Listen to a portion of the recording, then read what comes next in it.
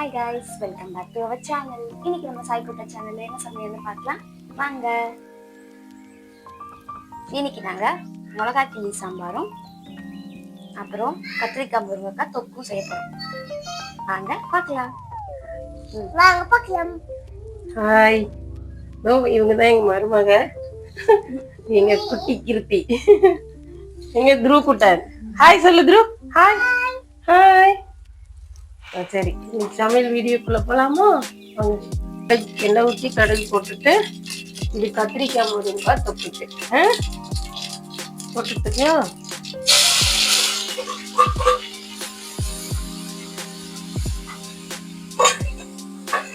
இது சாம்பாருக்கு கொஞ்சமா கடுகு வெடிஞ்சிடுச்சு. இப்போ வெந்தயம், கொஞ்சம் ஜீரகம், காஞ்ச மிளகாய் சீக்கிரம் எடுறா.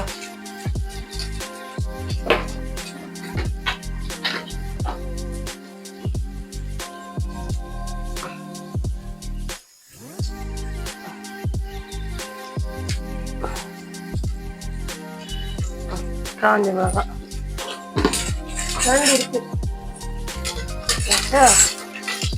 தக்காளி, வெங்காயம், பச்சை மிளகாய் போட்டுருவாங்க. அதில் கொஞ்சம் இஞ்சி பூண்டு பேஸ்ட்டும் போட்டுக்கோங்க. என்னடா வாய்ஸ் மாற்றி மாற்றி வருதுன்னு பார்த்தீங்களா? சாரி, கொஞ்சம் மைக்கு ப்ராப்ளமாக இருக்கா, ஸோ அதனால தான் மாற்றி மாற்றி பேசிகிட்டு இருக்கோம்.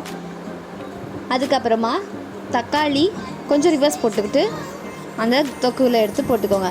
தக்காளி, வெங்காயம் ரெண்டுமே ரிவர்ஸில் போட்டுக்கோங்க. அப்போ தான் உங்களுக்கு அது நல்லா மசிஞ்சு கிடைக்கும்.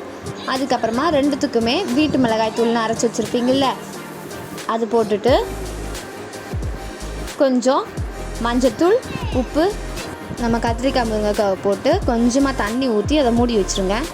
அதே மாதிரி இந்த சைடு சாம்பாருக்கு இது எதுக்கு இப்படி செய்கிறோம் அப்படின்னா மைசூர் பருப்பா, ஸோ அதனால தான் இந்த மாதிரி ஒன்றா போட்டு 3 விசில் மட்டும் கொடுங்க. அதிலே அது நல்லா வெந்து வந்துடும். அவ்வளோதான், நம்மளுடைய தொக்கு ரெடி ஆகிடுச்சு. கத்திரிக்காய் முருங்கைக்காய். இதில் கொஞ்சோண்டு தேங்காய் மட்டும் துருவி அதில் சேர்த்துக்கோங்க. கத்திரிக்காய் முருங்கைக்காய் தொக்கு அருமையாக ரெடி ஆகிடுச்சு. அதுக்கப்புறமா சாம்பாரும் கேஸ் விசில் இறங்கினதுக்கப்புறமா கொஞ்சமாக புளி தண்ணி கரைச்சி அதில் ஊற்றிட்டு உங்களுக்கு வேணும்னா நீங்கள் சாம்பார் தூள் போட்டுக்கோங்க, வேண்டானாலும் அப்படியே பரவாயில்ல விட்டுடலாம்.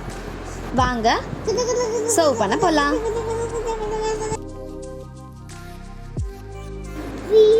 சாதம், மிளகா கிள்ளி சாம்பார், கத்திரிக்காய் முருங்கைக்காய் தொக்கு, அப்பளம், அப்புறம் கிரேப் ஜூஸ். எல்லோரும் வாங்க சுட சுட சாப்பிடலாம்.